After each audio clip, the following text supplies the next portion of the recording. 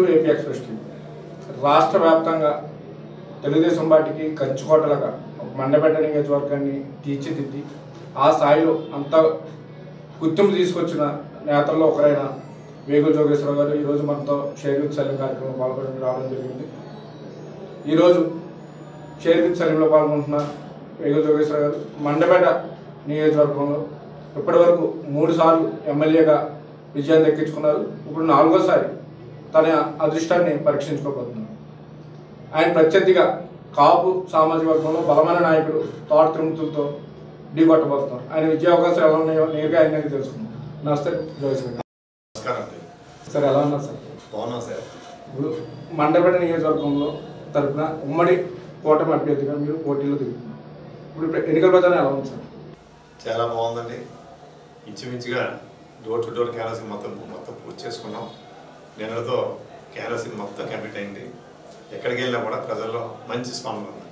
2009 నుండి మీరు ఎమ్మెల్యే అభ్యర్థిగా ఇదే నియోజకవర్గం పోటీలో ఉన్నారు సార్. అయితే గత 3 పర్యాయాలు ఉన్న మీ ప్రత్యర్థుల కన్నా ఈరోజు అంటే ఈ ప్రస్తుత ఎన్నికల్లో కాపు సామాజికంలో బలమైన నాయకుడు ఎమ్మెల్సీ తోట తిరుమతులతో మీరు ఢీకొట్టబోతున్నారు. ఏ విధంగా ఉంటుందని చెప్పి అనుకుంటున్నారు సార్? ఇప్పుడు ఎవరికి వాళ్ళే బలమైన ప్రత్యర్థులే. నేను ప్రత్యర్థి ఎవరితో నేను ఇప్పుడు చూడను. ఏం చేద్దంటే ఆ వేళ 2009లో వంక చౌదరి గారు, కృష్ణాంజ చౌదరి గారు, 2014లో మాజీ ఎంపీ శ్రీ గిరిజా వెంకటస్వామిరెడ్డి గారు, 2019లో మరి శెట్టిబజీ పెద్ద నాయకుడు మాజీ మంత్రి గారు శ్రీ పి సుభాష్ చంద్రబోస్ గారు. ఎవరి ప్రత్యర్థి అయినప్పటికీ కూడా నేను ప్రజలు ఆలోచించింది నేను చూసుకునేది కూడా అవతల పార్టీ నాయకుడు ఎవరిని చూసుకుంటారు తప్పించి మరి రెండు ఆ వ్యక్తి యొక్క గుణగణాలు చూస్తారు తప్ప వేరే ఉండదు. మరి ఖచ్చితంగా మేము విజయం సాధించడం ఖాయం. అంటే ప్రస్తుత ఎన్నికల్లో మీరు జనసేన పార్టీ మీద ఆధారపడి ఉన్నారు. రాష్ట్ర వ్యాప్తంగా తోట నాయకుడు తోట తిరుమతులు కాపు నాయకుడిగా మంచి పేరు ఉంది. ఈ నేపథ్యంలో జనసేన ఓట్లను చీల్చి తాము విజయ అవకాశం చేకూర్చుకుంటామని చెప్పి వైసీపీ నాయకులు ధీమా వ్యక్తం చేస్తున్నారు సార్. దాని మీద మీ సమాధానం? మండపేట నియోజకవర్గంలో ఉన్నటువంటి కాపు సోదరులు ఎప్పుడు కూడా నన్ను నా కుటుంబాన్ని తెలుగుదేశం పార్టీని అంటిపెట్టుకునే ఉన్నారు. మరి తోట తిరుమతులు గారు బలమైన కాపు నేయడం మీరు అంటున్నారు. కాపులు పరిచయం ఏం చేశారో చెప్పాలి.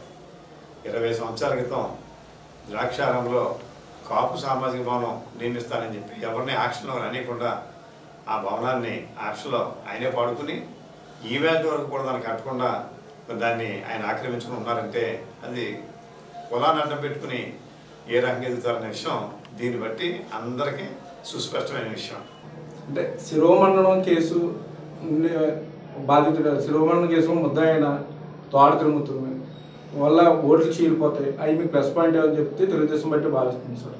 అది అయితే మొన్న ఆయన ఒక ఆత్మీయ సమావేశం ఏర్పాటు చేసే జరుగుతుంది.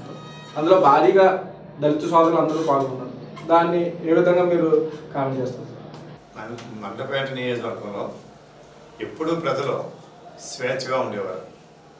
ఆ స్వేచ్ఛకి మొట్టమొదటిసారిగా భంగం కల్పిస్తూ ఒక రౌడీజం, ఒక బెదిరింపు ధోరణి ఇక్కడ తీసుకొచ్చారు. ఇవాళ జనం అయితే ఆయన బెదిరింపులకి ఎస్సీలే కాదు అన్ని కులాలు వెళ్తున్నాయి ఆయన దగ్గరికి. కానీ ఎవరికి వాళ్ళే అసహించుకుంటా ఉన్నారు ఆయన్ని. ఎప్పుడు ఈ నియోజకవర్గం నుంచి బయటికి పాల్గొదామని. అందులో భాగంగానే ఎస్సీ ఆత్మీయ సమావేశం కూడా మరి మాకైతే వేళ మరి 2 సార్లు పెట్టాం. మరి అత్యంత ఆధారంగా వారంతా స్వచ్ఛందంగా వచ్చారు. ఇది అధికార పార్టీ పైకి ఒక రౌడీ మరి తరాన్ని ఇక్కడ చేస్తున్నందువల్ల ఖచ్చితంగా మరి ఆయన బెదిరింపుల ద్వారాకి కొంతమంది వెళ్ళరని అనం. కానీ ఖచ్చితంగా మాత్రం ఎస్సీ సామాజిక వర్గం అంతా కూడా నన్ను వెన్నంటే నాకు ఓట్లు వేస్తారు. వాళ్ళందరూ వెళ్ళినందుకు స్వచ్ఛందంగా వెళ్ళారు కదా సార్. ఓన్లీ తోట తిరుమతులు యొక్క రౌడీజం భయపడి మాత్రం వెళ్ళారంటారు. అంతే, ఎక్కడైనా అంతే. ఆయన ఏ కార్యక్రమం పెట్టినా భయపడే వెళ్తున్నారు. ఉదాహరణ చూసుకుంటే ఈ మండపేటలో గోల్డ్ షాపుల వాళ్ళు 3 కోట్ల రూపాయలు చందా అడిగారట. నాకు ఎలక్షన్ వచ్చింది, మరి నాకు మీరు సహకరించాలి, ఎన్నాళ్ళు మీకు సహకరించామని. దాని మీద అదంతా కూడా ప్రజల్లో బాగా వెళ్ళేటప్పటికి దాన్ని మరలా అబ్బాయిని అలా అడగలేదు, ఏదో మీరు సాయం చేయమని చెప్పి అడిగారని చెప్పి మాట మార్చుకుని సరే ఇప్పుడు నేను ఆయన ఇక్కడ మండపేటలో ఈ యొక్క మధ్యతరగతి వారికి ఇళ్ల స్థలాలని చెప్పి ఒక మన గవర్నమెంట్ ప్రోగ్రాం పెడితే అధికారులను పంపి ఇంకో ఈ పొలం తీసుకుంటాం అని చెప్పి 2-3 ఏరియాల్లో దాన్ని చూపించి ఆఖరి గొల్లపుంతలో 23.5 ఎకరాలు ఇది సేకరించాడు. ఎంతకంటే ₹1,00,00,000 గవర్నమెంట్ ఇస్తుందని చెప్పి అధికారులు పంపి 1,50,000 నాకు ఇవ్వండి, లేదా 1,00,00,000 కూడా మీకు ఎప్పుడు వస్తుందని చెప్పి బెదిరించి ఆ భూమిని తీసుకుని మరి 4-5 కోట్లు చేసే విలువైన భూమిని ఆయన తీసుకుని దాన్ని లేఅవుట్ చేసి మరి గజం 22,500 అమ్ముతున్నాడు ఆయన. మరి ఆ భూమి అంటే మార్కెట్ మందమూలం పూర్తిగా అమ్మడవుతలేదు. ఆ ఫ్లాట్ తీసుకోండి అని చెప్పి ఇప్పుడు మళ్ళీ ఏళ్ళ మీద వచ్చాడంటే రివర్స్లో మరి ఈ ఒక్క డీల్లోనే ఆయనకి సుమారు 50-60 కోట్లు మిగిలింది. ఏదైనప్పటికీ దీంట్లో మాత్రం ప్రజలు ఆయనకి భయపడుతున్నారు తప్పించి ఎవరు కూడా అభిమానం కూడా ఉండలేదు. అంటే ప్రజలు భయపడుతున్నారు అన్న ప్రజలకే మీరు మద్దతుగా నిలవబోతున్నారు.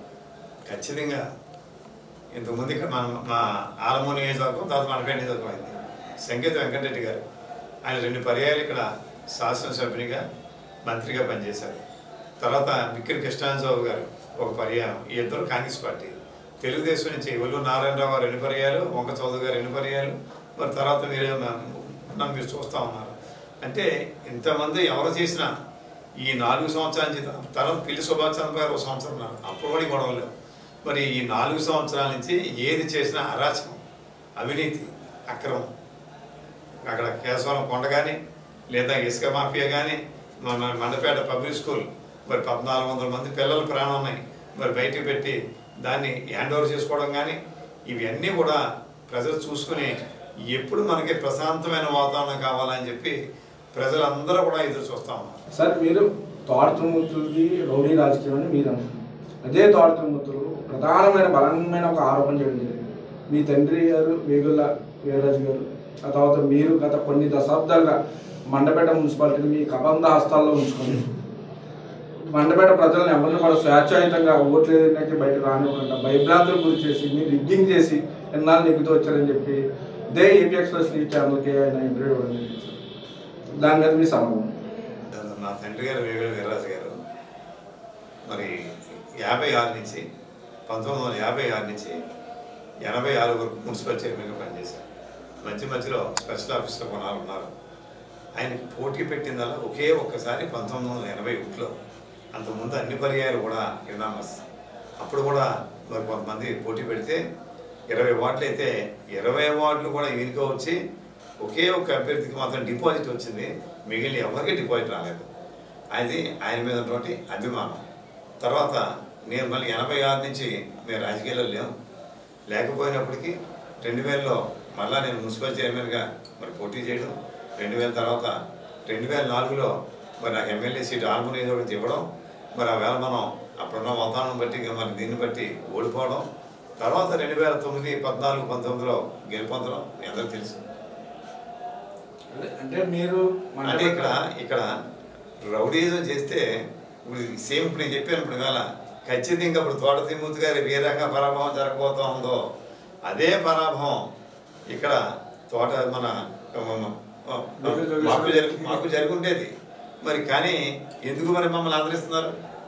ఇక్కడ ఎవరిని కూడా ఎన్నికల సమయంలో ఇక్కడ నేనే కాదు, నేను ముందు చెప్పిన నాయకులు కానీ ఇంకా ఎవరైనా కానీ ఆ ఒక నెల తప్పితే 2 నెలలు ఎలక్షన్ అయిన 10 రోజుల నుంచే అందరం కలిసిపోతాం. వాళ్ళ ఇంటికి మంచి వచ్చినా అంటే అవతల పార్టీ వాళ్ళ ఇంటికి మంచి వచ్చినా చెడ్డ వచ్చినా అందరం వెళ్ళి వాళ్ళతో కలిసి ఉంటాం తప్ప మండపేట నియోజకవర్గంలో వీడు వాడు వీడు అని చెప్పి విడదీయ కులాలు కానీ మతాలు కానీ పార్టీ కానీ సంబంధం లేదు. రాజకీయాలు ఓన్లీ ఆ ఎలక్షన్ మటుకే అంతే. తర్వాత అందరూ అది ఇదంతా ఒక ఎత్తు అయితే తోట త్రిమూర్తులు గారు ప్రధానంగా చెప్పేది ఏంటంటే టీడీపీ కంచుకొట్టిన మండపేట మున్సిపాలిటీని నేను వచ్చిన తర్వాత బద్దలు కొట్టాను. ఇప్పుడు దాకా ఆయన యొక్క రౌడీ రాజకీయం భయపడి ఓటర్లు స్వేచ్ఛాయుతంగా ఓట్లు వేయలేకపోయారు. నేను వచ్చిన తర్వాత 85% ఓటింగ్ పోయింది. కాబట్టి మేము మండపేటను కైవసం చేసుకున్నాం. అదే ఇప్పుడు ఈ ఎన్నికల్లో కూడా మేము ఆ విధంగా మండపేట నియోజకవర్గం కైవసం చేసుకుంటాం అని చెప్పి అంటున్నాను సార్. దాని మీద మీకు అంటే తోట త్రిమూర్తి గారికి మండపేట అంటే ఇష్టం తెలియదు. ఇందాక నేను ఒక విషయం చెప్పాను. 86 వరకు మా తండ్రి గారు చైర్మన్. తర్వాత 87 అనుకుంటాను మా బిక్కిన విజయ్ గారు ఎవరైతే తర్వాత కాంగ్రెస్ అభ్యర్థిగా ఆ వేళ గెలుపొందిన విషయాన్ని పాపానికి తెలియదు. జగన్ ఆయన ఎక్కడున్నాడో తెలియదు, రాజకీయాలు లేడు, కానీ ఇష్టే తెలుసుకోవాలి కదా. ఇది ఎప్పుడు కూడా తెలుగుదేశం పార్టీ కంచుకోటే. ఆ వేళ 87లో బిక్కిన విజయ్ గారు కాంగ్రెస్ అభ్యర్థిగా చైర్పర్సన్ 5 సంవత్సరాలు చేశారు. బిక్కిన కృష్ణారావు గారి భార్య, తర్వాత ఆయన ఎమ్మెల్యే. రెండో విషయం, ఇక్కడ మాకు ఇక్కడ రౌడీజం శాంతింగ్ ఏమీ ఉండదని మాకు అంతా అన్యోన్యంగా పోతాం వల్లనే ప్రజలు మెచ్చిమా చేశారు. ఇందులో ఏదో ఇంకో రకం అంటే ఆయన ఏంటంటే ఆయన అనుమానం, ఆయన ఏమైతే చేస్తున్నాడో అవతల కూడా అదే చేస్తారని చెప్పన్నా మరి భ్రాంతి అనుకుంటాను నేను, లేదా ఫీలింగ్. అదేవిధంగా మండపేట నియోజకవర్గంలో ఒక రియల్ ఎస్టేట్ వ్యాపారం చేయాలంటే మీ పర్మిషన్ తీసుకోవాలి, లేదా ఏ వ్యాపారం చేయాలన్నా మీకు ముడుపులు చెల్లించాలి అని చెప్పి తోటతో ఆరోపిస్తున్నారు. ఆయన వచ్చిన తర్వాత మండపేట ఆయన అడుగు పెట్టిన తర్వాత ఈ పరిస్థితులు మారి వ్యాపారస్తులు అందరూ స్వేచ్ఛాయుతంగా వ్యాపారం చేసుకుంటారని చెప్పి అంటున్నారు సార్. అది ఎంతవరకు నిజం అంటారు? అంటే మీరు ప్రశ్న అడుగుతుంటే నాకు నవ్వొస్తుంది సార్. ఎందుకంటే ఏదో దెయ్యాలు వేదాలు వస్తే అంటే ఇప్పుడు దీన్ని బట్టి అర్థమవుతూ ఉంది. ఇంకేంటంటే ఇప్పుడు నేను 2019 వరకు ఇంచుమించు 2000 నుంచి ఇంచుమించుగా మున్సిపాలిటీ తెలుగుదేశం ఆధ్వర్యంలో ఉంది, మధ్యలో స్పెషల్ ఆప్షన్ తప్ప. మరి ఇక్కడ లేఅవుట్లు అంటున్నారు, రెడ్లు చేసుకున్నారు. అది కూడా పొలంలో చెప్పకూడదు నేను, కానీ వాడు చెప్పాలి కదా. మరి మండపేటకు సంబంధమైన రెడ్లు వచ్చి చేసుకున్నారు, కాపు సమాజ వర్గం చేసుకున్నారు, బీసీ సమాజ వర్గం చేసుకున్నారు. ముఖ్యంగా ఇవాళ ఎవరైతే చైర్పర్సన్గా ఉన్నారో మన రాణి గారు, వారికి గజను మరి కొమ్ము రాంబాబు గారు అనేక లేఅవుట్లు చేసుకున్నారు మండపేటలో. మేము అధికారంలో ఉండగా, తెలుగుదేశం మున్సిపాలిటీ ఉండగా ఇప్పుడు ఏ ఒక్కడైనా ఎమ్మెల్యేలకు ఇలా ఇచ్చారని కానీ, లేదా మున్సిపల్ చైర్మన్ ఉండగా నాకు ఇచ్చారని కానీ ఒక్కడి చేత చెప్పిస్తే నేను రాజకీయాల నుంచే తప్పుకుంటాను. నేను ఛాలెంజ్ చేస్తాను. ఆ మాట రుజువు చేయగలిగితే త్రిమూర్తులు గారు నేను రాజకీయాన్ని ఇవాళ పోటీ తప్పుకుంటాను. ఇంకేదంటే ఇవాళ వాస్తవం ఏంటంటే నేల్టూర్ రోడ్లో లేఅవుట్ వేసుకుంటా ఉంటే ఎకరానికి 7.5 లక్షలు డిమాండ్ చేసి 4.5 ఎకరాలకి 30 లక్షలు సీట్లు అయ్యాక మళ్ళీ నాకు కాదు 500 గజాలు కావాలంటే మరి ఆయన బాబాయ్ మా వాళ్ళ కాదు, మీకు స్థలం ఇస్తే మళ్ళీ ఎవరు తీసుకోవడం, పక్కన ఏ ప్లాట్ అమ్ముడవదని చెప్పని 30 మళ్ళీ 50కి పెంచుకొని 50 లక్షలు తీసుకోవడం 4.5 ఎకరాలకి. అదేవిధంగా ఎక్కడ చూసినా మండపేట అంతస్తులు, అపార్ట్మెంట్లు. ఇప్పుడు మన సెంటర్లో చూడండి ఎన్ని బిల్డింగులు కట్టారు. ఇది మన ముస్లింలు కూడా బెదిరించి అనేక దౌర్జన్యం, గోండాయిజం, రౌడీజం చేస్తూ ఉంటే అసలు మనిషి అన్న ఆయనకి ఎంతో కొంత సిగ్గుపడటమో లేకపోతే బాగోదని ఫీల్ అవడం అన్నది ఎవరికైనా ఉంటుంది. అది లేనటువంటి ఏకైక వ్యక్తి నా జీవితంలో చూసిన ఏకైక వ్యక్తి శ్రీ తోట త్రిమూర్తులు గారు. అంటే మీ మీద ఇప్పుడు ఎటువంటి మచ్చ, అవినీతి మచ్చ లేదంటారు? లేదండి. ఓన్లీ తోట త్రిమూర్తులు కేవలం రాజకీయ ఎన్నికల కోసం ప్రచారం చేస్తారు. అది అందరికీ తెలుసండి. ఇప్పుడు అదే ఇప్పుడు ఆవేళ మన మున్సిపాలిటీని హ్యాండ్ చేసుకున్నారు కదా, దానికి కారణం రెండో కారణం ఏంటంటే రాష్ట్రం అంతా కూడా జగన్మోహన్ రెడ్డి గారి పరిపాలన నడుస్తూ ఉంది. ఆయన రాక్షసుడు, ఈయనో రాక్షసుడు, అది బ్రహ్మ రాక్షసుడు, పిల్ల రాక్షసుడు. ఈ రాక్షసుని ఎదిరిస్తే ఇబ్బంది పడతాం, ఎలాగా మన గవర్నమెంట్ లేదు కదా అని చెప్పి ఎక్కువ మంది ఆయనకు మరి ఇక్కడ వైఎస్ఆర్ మున్సిపాలిటీ కింద మరి ఓట్లు వేయడం జరిగింది. అయినప్పటికీ రాష్ట్రంలో ఒక్క కౌన్సిలర్ సీట్ కూడా ఎక్కినటువంటి ఎన్నో మున్సిపాలిటీలు ఉన్నాయి. అయినప్పుడు ఇక్కడ మాకు 7 సీట్ల అవకాశం ఇక మాకు ఇచ్చారు. అంతేకాకుండా మరి ఈ 7 సీట్లతో ఏది అడిగినా కౌన్సిల్లో సమాధానం చెప్పలేక తోట త్రిమూర్తి గారు పాల్గొవుతున్నారు తప్ప ఎక్కడ కూడా వెనకంజేది మాత్రం వేయట్లేదు. ఇది ఇంకో విషయం ఏంటంటే ఆ మున్సిపాలిటీ వైఎస్ఆర్కి వెళ్ళినందువల్ల నాకు రాజకీయంగా ఓహో దీనికి తేడా ఏంటని చెప్పి మండపేట పట్టణ ప్రజలే కాదు నియోజకవర్గ ప్రజలందరూ కూడా గమనిస్తూ ఉన్నారు. ప్రశాంతంగా ఉండి మండపేటనే ఈ మున్సిపాలిటీ అడ్డం పెట్టుకుని మనం బెదిరిస్తున్నాడు, ఇల్లు కొట్టేయమంటున్నాడు, లేకపోతే ఇచ్చేసేయమన్నాడు.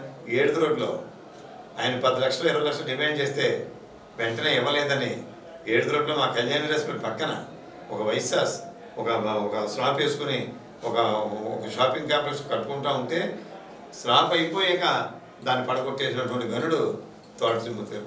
మరలా అదే ప్లేస్లో మరి ఆయన మళ్ళీ ఎలా పట్టుకొని వచ్చారు? ఆయన తప్పు చేశాడు కదా, మరి ఏంటి కారణం అంటే డబ్బు డబ్బు డబ్బు.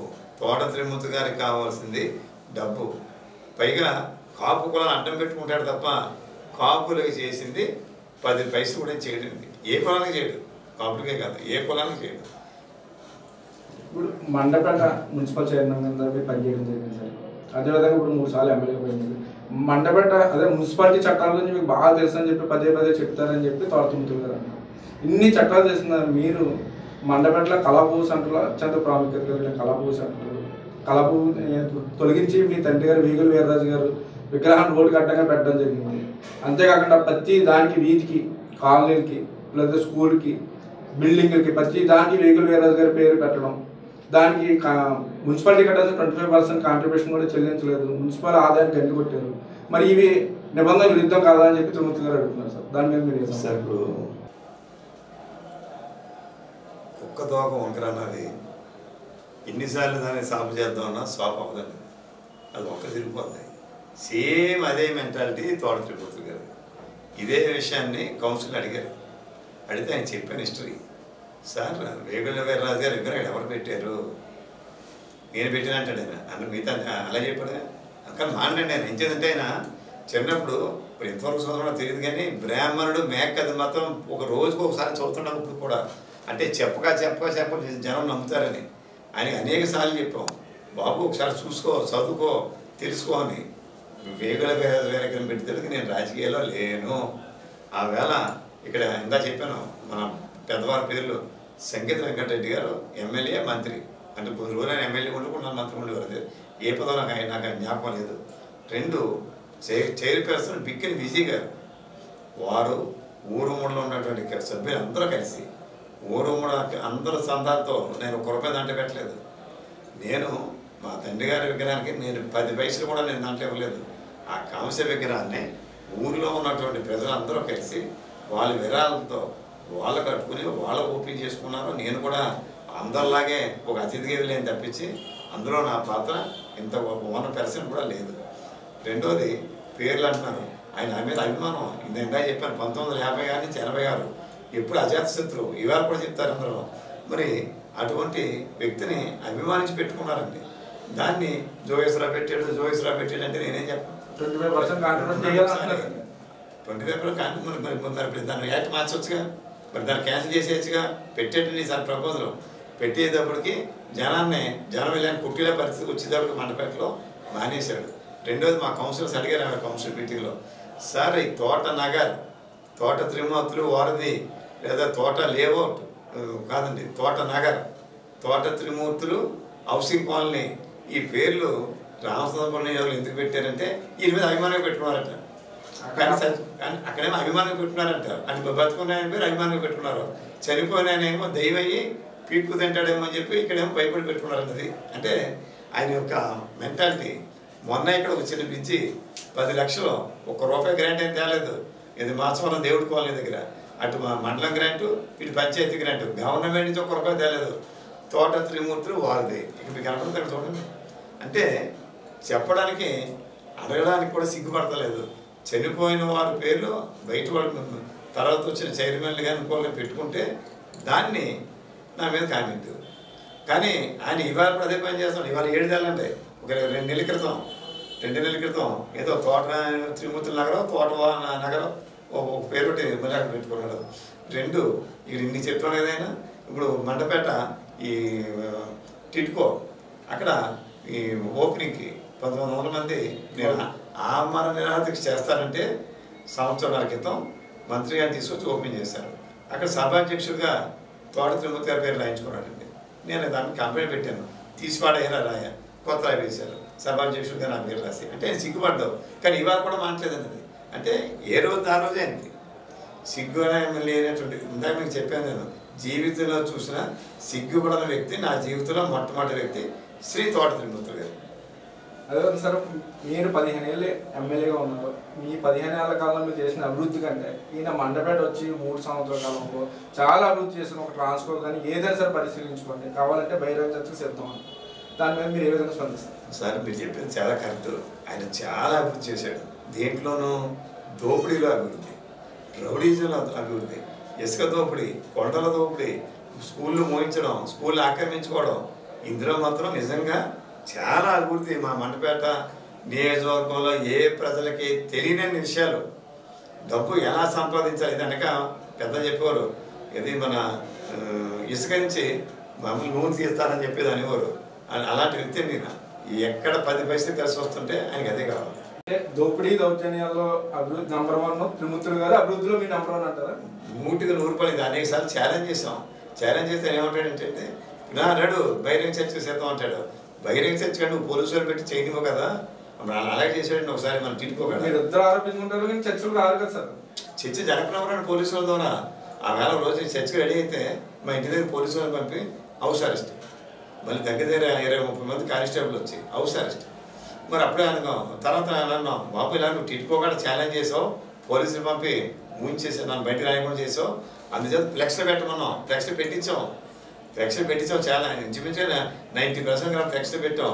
దానికి రిప్లై లేదు. లేదా ప్రెస్కి రిలీజ్ చేయమన్నాం. ఈ మండలాల వారీగా కానీ నియోజకవర్గం అంతా కలిపి కానీ గ్రామాల వారీగా కానీ నేస్ట్ అన్నాం. ఏదు తర్వాత ఈ దగ్గర 6 గ్రామాలు ఉండేయండి రాజపూర్ నియోజకవర్గంలో. 94 నుంచి 2004 వరకు అధికార పార్టీ ఎమ్మెల్యేగా. మరి ఇప్పుడు మళ్ళీ 4 సంవత్సరాలు ఉన్నాడు. అంటే ఆ 10 సంవత్సరాలు కానీ ఈ 4 సంవత్సరాలు కానీ మధ్యలో నేను 5 ఏళ్ళు ఉన్నాను అధికార పార్టీ ఎమ్మెల్యేగా. ఆ 6 గ్రామాలు యావరేజ్ కానీ ఒక్కొక్క గ్రామం కానీ మీరు బహిరంగ చర్చకి సిద్ధం అని మీరు అంటున్నారు. మీరు ఫ్లెక్స్ పెట్టండి, అభివృద్ధి ₹1 ఎక్కువ ఉన్నా నేను రాజకీయం తప్పుకుంటాను. ఇంక మళ్ళీ దాని రిప్లై ఉండదు. 6 గ్రామాలు అధికార పార్టీ శాసనసభ 10 సంవత్సరాలు ఉన్నాడండి. 94 నుంచి 2004. ఇప్పుడు 4 సంవత్సరాల నుంచి ఆయన ఉన్నాడండి. ఇది కానీ అది కానీ మధ్యలో 5 ఏళ్ళు ఏది ఎక్కువ ఉన్నా నేను రాజకీయం తప్పుకుంటాను. దానికి రిప్లై ఉండదు. కారణం ఏంటంటే ఆయన చేయడండి. ఆయన కౌలు చెప్తాడు, ఆ పంచాయతీ డబ్బు లేదా మున్సిపాలిటీ డబ్బుతో పెత్తనం చేస్తాడు తప్ప గవర్నమెంట్ నుంచి ₹1 తెచ్చే కెపాసిటీ ఈయనకి లేదు. అంటే ఆయన ఓన్లీ ఆరోపణలు చేయడం తప్ప దాన్ని నిరూపించే ముందు రాడు. మీరైతే ఏ సమయంలో దేనికైనా సిద్ధం అంటున్నారు. దేనికైనా రేపు మే 14 ఆయన ఖాళీగా ఉంటాడు, మేము ఖాళీగా ఉంటాం, మీ ప్రెస్ అందరూ ఖాళీగా ఉంటారు. రిలీజ్ చేయమని అంటే బహిరంగ చర్చ కన్నా పోలీసులు అంగీకరించరు. మే 14 నుంచి దగ్గర 20 రోజులు అందరూ ఖాళీ.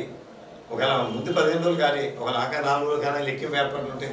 ఇప్పుడు ఏ గ్రామం మీ ప్రెస్ పెట్టి అడగండి ఇవ్వనండి. మామూలుగా ఇవ్వడండి. ఆయన కౌలే చెప్తాడు. ఎన్నికల ఎఫెక్ట్ ఉంది కదా అప్పుడు ఇచ్చుకోవచ్చుగా.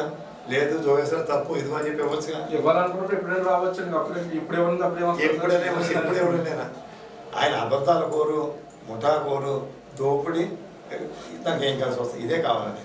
అదేవిధంగా సార్ మొత్తం మీ ఉమ్మడి కూటమికి సంబంధించి మీ అభ్యర్థిత్వాన్ని జనసేన లీలాకృష్ణ గారు ఫస్ట్లో వ్యతిరేకించారు సార్. తర్వాత మీరు ఇద్దరు కలిసి పనిచేస్తున్నారు. మీకు ఏ విధంగా అయినా మద్దతు పూర్తి స్థాయిలో మద్దతు ఇస్తున్నారని చెప్పాను సార్. ఇక్కడ 175 నియోజకవర్గాల్లో కూడా తెలుగుదేశం జనసేన ఎవరికి కావాలే మరి సీటు కావాలి కదా. ఆయన పాప 5 ఏళ్ళు ఆయన కష్టపడ్డాడు, 5 ఏళ్ళు నేను ఉన్నాను. మరి ఎవరైనా ఆశించడం సహజం. కానీ ఈ ఆశించిన వాళ్ళు చాలామంది పార్టీలు మారిపోయారు. ఈయన ఏ పార్టీ మారలేదు. ఆయన ముందు కోపించాడు, ఆయన సీట్ నాకు కావాలని దాన్ని తప్పే లేదు. తర్వాత ఎప్పుడైతే మన పవన్ కళ్యాణ్ గారు పిలిచి మా ఇద్దరు మాట్లాడారో ఆయన ఉన్న వాస్తవాన్ని అంగీకరించి స్వచ్ఛందంగా పూర్తిగా మనకు పనిచేస్తున్నారు. క్యాడర్ అయితే 100కి దానికి 100% ఖచ్చితంగా పనిచేస్తున్నారు. ఎటువంటి దీంట్లో అనుమానం లేదు. అంతా కలిసే చేస్తున్నాం. ఇటు బీజేపీ కానీ జనసేన కానీ తెలుగుదేశం కానీ 3 పార్టీల కార్యకర్తలు నాయకులు కలిసే ముందుకెళ్తున్నారు. ఐక్యంగానే ఈ ఎన్నికల్ని ఎదుర్కొంటున్నాం. టిట్కో ఇల్లు సార్, మీ ప్రభుత్వం అధికారంలో ఉండగా టిట్కో ఇల్లు 95% పనులు పూర్తి చేయడం జరిగింది. అయితే తర్వాత వచ్చిన అధికారం ఇప్పటి వరకు కూడా పూర్తి స్థాయిలో లబ్ధిదారులకి టిట్కో ఇల్లు పూర్తి స్థాయిలో ఇవ్వలేకపోయారు. అదేవిధంగా ఆ టిట్కో ఇల్లు కూడా చాలా వరకు స్లాబ్లు లీక్ అవ్వడం, అంటే కొద్ది నాసిరక పనులు చేయడం జరిగింది. ఇటువంటి ఇంట్లో ఎవరు ఉంటారని చెప్పి తోట తిమ్మతులు గారు బహిరంగానే ఆరోపిస్తున్నారు సార్. అంటే అది మీ ప్రభుత్వం వైఫల్యం ఉంటారు అంటే అయింది కదా. ఇప్పుడు ఇదే విషయాన్ని కౌన్సిల్లో మాట్లాడి సార్ ఇప్పుడు పేమెంట్ ఇవ్వలేదు కదా వాళ్ళకి. ఇవాళ మాట్లాడతాం కదండి, దగ్గర 9 నెలలు 10 నెలలు అయింది. మరి పేమెంట్ ఇవ్వలేదు కదా, కంప్లైంట్ ఏమైనా రాసి పంపించారా అని అడిగి మాట్లాడు త్రిమూర్తి గారు. చెప్పాం కమిషనర్ గారు, త్రిమూర్తి గారు పక్కన పెట్టండి, మీరు మున్సిపల్ కమిషనర్, మరి రిటర్న్గా మీరు కంప్లైంట్ పెట్టాలి కదా అడిగితే ఆయన కూడా రాస్తా ఉంది. ఈవెంట్ కూడా కంప్లైంట్ రాయలేదు. ఇవన్నీ ఆరోపణలు. ముఖ్యంగా ఎవరైతే నేను ఆమరణ నిరాదీక్ష చేస్తానని చెప్పి గొడవ పెట్టాక 6,000 మంది 6,200 మంది లబ్ధిదారులు 1,900 మందికి ఇచ్చారో ఆ 1,900 మంది కూడా చాలామంది వెళ్ళారు. 1000 మంది సుమారు ముందు వెళ్ళిపోయారు. వాళ్ళు నిజంగా ఇవాళ కూడా నరకం అనుభవిస్తున్నారు. వాళ్ళకి ఆ చుట్టూ బురద, ఆ బురద ఎలా వచ్చిందంటే వాళ్ళు మట్టి గ్రామాలు పోసి ఫిల్లింగ్ చేశారు, డ్రైన్ కట్టారు. దాని మీద ఇది 400-500 పాలన. ఒక్కొక్క బ్లాక్కి 4-5 లారీలు గ్రావెల్ పోసి లేబుల్ చిన్న స్లోప్ పెడితే నీరు పైనుంచి వాటర్ ట్యాంక్ కోల్పోయి నీరంతా డ్రైన్ వెళ్ళిపోతుంది. ఆ డ్రైన్కి అవుట్లెట్ ఇదంతా అడ్వైస్ ఉంచారు. 2 పెద్ద పెద్ద పొట్టలు మొక్కలు, పిచ్చి మొక్కలు. జనం ఏమంటున్నారంటే కిటికీ తలుపు తీస్తే ఏ పాము లోపలికి వస్తుంది భయం వేస్తుందండి. అంటే మరి ఎందుకు కొడతలేదంటే తిరుగుతారు వెళ్తుంటే అక్కడికి శానిటరీ వాళ్ళు ఎవరు చేయాలని శుభ్రం. ఇప్పుడు మున్సిపాలిటీ చేయాలి కానీ వాళ్ళు వెళ్ళట్లేదు. ఏంటి ఒక్కడిని ఇచ్చారంటే మొత్తానికి అతను డ్రైనేజ్ ఎండుతలేదు. ఏంటి ఒకటి 10 మంది చేయవలసుకుని ఒకటి చేయమంటే అది ఏమీ చేయడుగా. అది అడడానికి రైతు కోల్పోతాంగా. ఈ కమిషనర్ మనకి మొన్న అడిగితే కాబట్టి మీకు తెలియదా ఉంది, మేము అక్కడికి వెళ్ళడానికి లేదు అంటే మున్సిపాలిటీ వాళ్ళని వెళ్ళొద్దని చెప్పంటే సంవత్సరం ఇచ్చారండి గవర్నమెంట్ ఆర్డర్. టిట్కో ఫ్లాట్లు అంతా కూడా పర్యవేక్షణ బాధ్యత అంతా కూడా మున్సిపాలిటీదని దాన్ని పక్కన పడేశారు. ఇంకా మున్సిపాలిటీ టిట్కోలు చేయాలంటారు. ఏం చేస్తారు టిట్కోళ్ళు? 2 ఒకసారి ఆలోచించాలి అందరూ.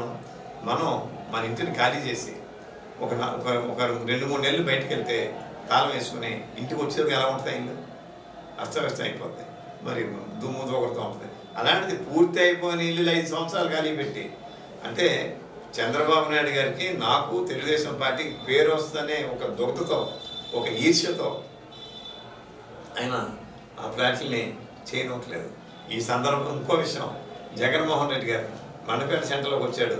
చంద్రబాబు నాయుడు అంతస్తు కడుతున్నాడు, మీరందరూ కూడా అంతస్తు తీసుకోండి, ఎవరో మానొద్దు, మీ ఆశీర్వాదంతో దేవుడి దయతో మన ప్రభుత్వం వస్తుంది, మొత్తం బాకీలో చేసేస్తానని చెప్పి మనిషి మరి ఇవాళ దాన్ని 300 అడుగులుగా నేను రద్దు అంటాడు, 360-430 నేను హామీ ఇవ్వలేదంటాడు. దాన్ని తోట అవును కరెక్టే అంటాడు ఈయన. అంటే మరీ బొత్తిగా చెవులో పూలు పెట్టేస్తున్నారు జనానికి. ఇప్పుడు దాని మీద చంద్రబాబు గారు స్పందించారు. రేపు మన గవర్నమెంట్ రాగానే ఈ బాకీలన్నీ కూడా ప్రభుత్వమే కట్టుకుంటుంది తప్ప ఏ లబ్ధిదారుడికి కూడా 10 పైసలు కూడా బాకీ పెట్టాం అని చెబుతూ మరి నేను ఈ సందర్భంగా టిడ్కో లబ్ధిదారులందరూ మీకు చెప్పే విషయం ఏంటంటే ఖచ్చితంగా రేపు మన ముఖ్యమంత్రిగా చంద్రబాబు నాయుడు గారు ప్రమాణ స్వీకారం చేసిన 2 నెలల లోపల ఈ 6,000 ఫ్లాట్లు ఇంకా అప్పగించిన ఫ్లాట్లు ఏ రిపేర్లు ఉన్నా ఏమున్నా కూడా పూర్తి చేయించి ఆ మొక్కలు పిచ్చి మొక్కలతో తుప్పు మొక్కలను తీయించి అక్కడ ఎటువంటి ఇబ్బంది లేకుండా ఒక పరిశుభ్రమైన వాతావరణంలో ఒక ఆహ్లాదకరమైన వాతావరణంలో 6,000 ఫ్లాట్లు లబ్ధిదారులకు అప్పగించే బాధ్యత నాదని చెప్పి ఈ సందర్భంగా నేను తెలియజేస్తున్నాను. సార్ గెలుపు ధీమాతో ఉన్న మీరు అంటే భారీ మెజార్టీ అంటే మెజార్టీ ఏ మెజార్టీ ఎంతవరకు మెజార్టీతో నెగ్గుతారు సార్? అది చెప్పుకుంటే మరి మొట్టమొదట 18,000 మెజార్టీతో నెగ్గాను, 17,000 చిల్లర దగ్గర 18,000. రెండవసారి 36,000 పై మెజార్టీతో నెగ్గాను. మూడో పర్యాయం 10,000 సుమారు మెజార్టీతో నెగ్గాను. నేను మెజార్టీ వచ్చి తీరితే అది చాలా గౌరవప్రదమైన మెజార్టీ తప్ప నేను ఈ అంకె వస్తాను నేను చెప్పాను. అంటే జగన్ ప్రభుత్వంలో జగన్ సంక్షేమ పథకాలు ప్రజలకు బాగా అందరూ లబ్ధి పొందారు. అటువంటి టైంలో జగన్కి బలమైన సామాజిక వర్గాలు కానీ అయితే బడుగు బలహీనమైన అన్ని వర్గాలు కూడా జగన్కి సపోర్ట్ ఉన్నాయి. మరి మీ కూటమికి సపోర్ట్ ఇవ్వడం జరుగుతుంటారు ప్రజలు? సార్ ఇప్పుడు పథకాలు ఉన్నాయి. అమ్మఒడి పథకం ముందేమన్నాడు, ప్రతి బిడ్డ అని చెప్పాడు, తర్వాత తల్లిగా మార్చేస్తాడు. అంటే 2వ బిడ్డకి 3వ బిడ్డ తీసి పడేయాడు. 15,000 ఇస్తాడు. ఒక 15,000 ఇచ్చి తర్వాత అనేది మన స్కూల్ శుభ్రం చేస్తున్నాడంట. 13,000 చెప్పిన 2 వాయిదాలు ఇచ్చాడు. 3 వాయిదాలు పండి, 4వ వాయిదా కొద్ది మందికి పండి చాలా మందికి పడలేదు. 5వ వాయిదా ఎక్కడుందో ఆ భగవంతుడిగా తెలుసు. అక్కడికి ఆ విషయం. 2 ప్రతి వాళ్ళకి పెన్షన్ ఇస్తా అన్నాడు 40 సంవత్సరాల దాంట్లో అందరికీ. దాన్ని తీసేసి ఓ 2 ఏళ్ళ నుంచి ఏదో కొంత అమౌంట్ 17,500 చెప్పిన ఇవ్వడం మొదలెట్టాడు.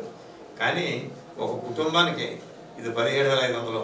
ఒకసారి లేదా ఇది ఏదంటే మీరు చెప్పినటువంటి మన అమ్మఒడి దాని యావరేజ్ని మొత్తం మీద దానిలో 10,000 వేసుకోండి. అంటే ఉన్న పిల్లలు ఉన్నవాళ్ళు లేనివాళ్ళు కూడా అంటే ఎన్ని కల్పించేది సంవత్సరానికి 30,000 రూపాయలు దాడుతలేదు. ఎంతమందికి? 110 మందికి. కానీ ఈ సమాజంలో మద్యాన్ని మద్యపాన నిషేధం అమలు చేస్తానని చెప్పి హామీ ఇచ్చి మద్యపాన నిషేధం అమలు చేస్తాను హామీ ఇచ్చి దాన్ని 70 రూపాయలు 75 రూపాయలు ఉన్న మందుని తీసుకెళ్ళి 180 నుంచి 200 రూపాయలు తీసుకెళ్ళినట్టు ఘనుడు జగన్మోహన్ రెడ్డి గారు. మరి దీనివల్ల ఒక్కో కుటుంబం ఇవాళ మీ అందరూ తెలుసు మగవారిలో ఎక్కువ మందికి 80% మందు అలవాటు ఎంతో కొంత ఉంది. ఒక నిబ్బి లెక్కేసుకుంటే ఒక నిబ్బికి వచ్చి తేడా 120 రూపాయలు అంటే నెలకి 3600, మరి 12 నెలలకి 42,000, అదండి సంవత్సరానికి 42,000 రూపాయలని ఒక్క మద్యంలో 180 నుంచి లాగేస్తున్నాడు. కరెంటు ఛార్జీలు మరి 8 సార్లు పెంచి మీరు ఒకసారి జ్ఞాపకం చేసుకోండి. 2014-19 మధ్యలో కరెంటు బిల్లు ఒకసారి పెంచలేదు. ఈయన 8 సార్లు కరెంటు బిల్లు పెంచాడు. ఆ వేళ 120-150 వచ్చి కరెంటు బిల్ని ఇవాళ 400 రూపాయలు చేశాడు. మరి అంతేకాదు మరి పప్పు, ఉప్పు, బియ్యం, బెల్లం, చింతపండు, నూనెలతో సహా నిత్యావసర వస్తువులన్నీ కూడా డబల్ పెరిగిపోయి పెట్రోల్, డీజిల్ ఆ వేళ 76 రూపాయలు ఉంటే ఇవాళ 100 రూపాయల పైన. మరి ఇండియాలో ఏ స్టేట్లో లేనంత ట్యాక్స్ పెట్టి మనమే హైయెస్ట్ మన పెట్రోల్, డీజిల్ మనం డబ్బు కడతా ఉన్నాం. మరి ఈ రకంగా చేసుకుంటూ వెళ్తూ మరి పూర్తిగా ప్రజల్ని దోచేస్తున్నటువంటి వ్యక్తి జగన్మోహన్ రెడ్డి గారు. 10 పైసలు ఇస్తున్నాడు, 100 లాగేస్తున్నాడండి. 10 పైసలు ఇచ్చి 100 రూపాయలు లాగేస్తున్నాడు. ఇది ఈ క్వార్టరీ పైగా సాక్షి పేపరు, సాక్షి టీవీ ఇవి కాకుండా ఇంకా 4-5 టీవీలని ఆయన కొనేసుకుని లేదా లీజుకు తీసుకుని పేరు ఆయన రానియకుండా ఫుల్ అడ్వర్టైజ్మెంట్ అంతే. మనం చూసారు గులకరాయి అంటే అంతకుముందు కోడికత్తి పాప సీని గారు అలాగే ఉన్నాడు జైల్లో. తర్వాత మన తండ్రి బాబాయ్ మా గుండెపోటు అయింది అన్నారు పొద్దున సాక్షి టీవీలో. మధ్యాహ్నానికేమో అనుమానాస్పదం ఉన్నారు, సాయంకాలం గొడ్డపోటు చంద్రబాబు గారు చంపించేశాడు. నారాసులో రక్త చరిత్ర. ఇవాళ ఏమంటుంది టీవీ అవినాష్ రెడ్డి చంపించాడు, జగన్మోహన్ రెడ్డి గారు వెనకాల ఉన్నారని. మరి సొంత చెల్లె చెప్తుంది కదా. మీతో పాటు ప్రయాణం చేస్తున్న బీజేపీ ఇప్పుడు కూటమిలో ఉన్నారు, మరి కేంద్ర ప్రభుత్వం కూడా వాళ్ళే ఉన్నారు కదా సార్. మరి ఆ గొడ్డలు పెట్టి ఆ సిబిఐ తరఫు ఇప్పుడు దాకా అవినాష్ రెడ్డిని ఎందుకు అరెస్ట్ చేయలేదు సార్? ఇది రకరకాల రాజకీయాలు ఉంటాయి. అందుకే అంత పెద్ద దాంట్లో మనం వెళ్తాం. మరి నా స్థాయికి మించిన ప్రశ్న అది. బీజేపీ వారు ఎందుకు అరెస్ట్ చేయట్లేదు అంటే నేను సమాధానం చెప్పలేదు. అదేవిధంగా సార్ ఇప్పుడు మిమ్మల్ని 4వసారి ఎమ్మెల్యేగా ఎన్నుకోబోతున్న మండపేట ప్రజలకు మీరు ఏం చేయబోతారు సార్? ఖచ్చితంగా ఏవైతే ఇప్పుడు అస్తవ్యస్తమైపోయిన రోడ్లన్నీ కూడా పూర్తి చేయించి మండపేట నియోజకవర్గంలో ప్రతి వ్యక్తికి సొంత ఇల్లు ఉండి తీరాలి, సొంత ఇంటి కల్ని నిజం చేసే బాధ్యత నేను తీసుకోబోతున్నాను. మండపేట నియోజకవర్గంలో ప్రతి చిన్న కుటుంబం కానీ, పేదవాడు కానీ, ధనికుడు ఎలాగ ఉంటుంది.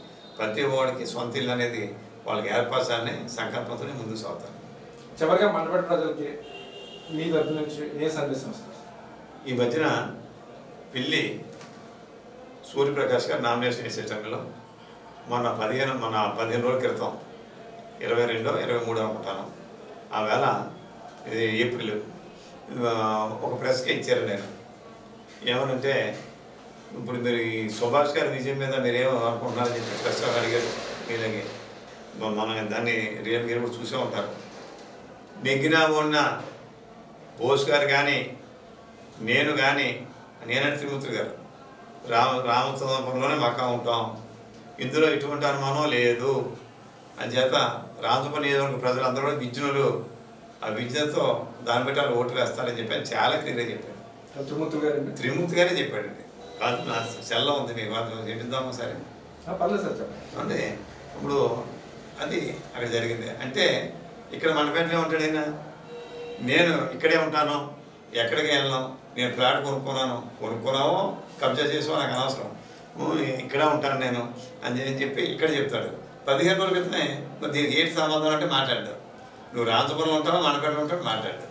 అంటే ఒకే టైంలో 2 మాటలు మాట్లాడడం అంటే మరి నిజంగా అది ఓ రకంగా ఇందాక చెప్పాను, సిగ్గులేని వ్యక్తి ఎవరంటే తాడు తిరుపతి గారు. రెండో విషయం శిరోమణం, ఇందాక మీరు అడిగారు ప్రశ్న, అది నేనేం చెప్పట్లేదు. ఈవేళ స్పెషల్ కోడ్ చెప్పిందండి. ఏమని? నువ్వు దోషి, 18 నెలలు నీకు జైలు పడింది అని చెప్పి స్పెషల్ కోర్టు తీర్పిచ్చింది. అతను ఎందుకు ఇచ్చిందా తీర్పు? ఈ తిరుమూర్తి గారు లాంటి పెద్దలో తప్పులు చేసి తప్పించుకుంటున్నారని చెప్పి సుప్రీంకోర్టు రాజకీయంగా అధికార పార్టీ పదవిలో ఉన్నటువంటి వారి అందరినీ కూడా 6 నెలల లోపల కేసులో జడ్జిమెంట్ ఇవ్వాలని చెప్పి ఆర్డర్ ఇస్తే దానికి అనుగుణంగానే వాళ్ళు ఇచ్చారు. ఇప్పుడు మనం అది కూడా ఇంకో ప్రెస్ మీట్లో చెప్తున్నాడు ఆయన మనం ఈ మధ్య ఒక వారం క్రితం, నేను శిరోమండం విషయం అంటే కోర్టు చూసుకుంటుంది, నేను శిరోమండం చేయాల్సి వస్తే ముందు జోగేశ్వరకే చేస్తాను అని నాకేం అర్థం అవ్వట్లేదు ఆయన. అంటే ఆయనలో ఒక లోపల ఈ శిరోమండం ఇండైరెక్ట్గా ఒప్పుకుంటున్నాడు ఆయన, ఇండైరెక్ట్ నాకు చేస్తాడట. అంటే వ్యక్తిగతంగా చెప్తున్నారు సరే, వ్యక్తిగతం అనట్లేదండి. అంటే ఆయనలో ఉన్న లోపల ఈ శిరోమండం చేయాలన్న తపన ఇంకా అందరూ చేయాలన్న తపన ఇంకా పోవట్లేదు లోపల. అయ్యో అయ్యాలో తప్పు రైట్ జరిగిపోయింది, దాన్ని పశ్చాత్తాపడదాం అన్న ఎత్తు కూడా లేకుండా నాకు చేస్తాడండి. అంటే ఇక్కడ మండపేట నియోజకవర్గంలో ప్రజలందరూ కూడా చేస్తారండి. దాని మీనింగ్ ఏంటి? ఈ సందర్భంగా తోట త్రిమూర్తి గారిని హెచ్చరిస్తూ ఉన్నాను, నాకు కాదు కదా మా నియోజకవర్గంలో ఏ సామాన్య వ్యక్తికి కూడా ఒక్క ఇంటి కూడా పేకలేమని చెప్పి మరి ఆయనకి ఛాలెంజ్ చేస్తూ, ఖచ్చితంగా మండపేట నియోజకవర్గ ప్రజలందరూ కూడా ఆలోచించండి. ఇటువంటి రౌడీకి, ఇటువంటి అక్రమంగా మరి సంపాదించేవాడికి, అవినీతి పరుడికి మరి మనం ఓటు వేయాలా లేదా అందరినీ కలుపుకుని పోయే వ్యక్తికి ఓటు వేయాలని చెప్పి అందరూ ఆలోచించి మరి అందరూ కూడా మనం ఆశీర్వదించాలని చెప్పి అందరినీ సవినయంగా కోరుకుంటున్నాను. మండపేటలో రౌడీ దోపిడీదారుడు భూ కబ్జాదారుడు అయినటువంటి తోట త్రిమూర్తులను ఎట్టి పరిస్థితులను ఓడించి మండపేట ప్రజలందరూ కూడా తనకే ఓటు వేస్తారని చెప్పి జోగేశ్వర ధీమా వ్యక్తం చేస్తున్నారు. ఎట్టి పరిస్థితుల్లోని మండపేటలో తోట త్రిమూర్తుల యొక్క రౌడీయిజాన్ని సహించేది లేదని, మండపేట ప్రజల్ని ఎవరిని కూడా ఒక ఇంటికి ముక్కను కూడా ఆయన తీయలేదని చెప్పి కరాఖండిగా జోగేశ్వర చెప్తున్నారు.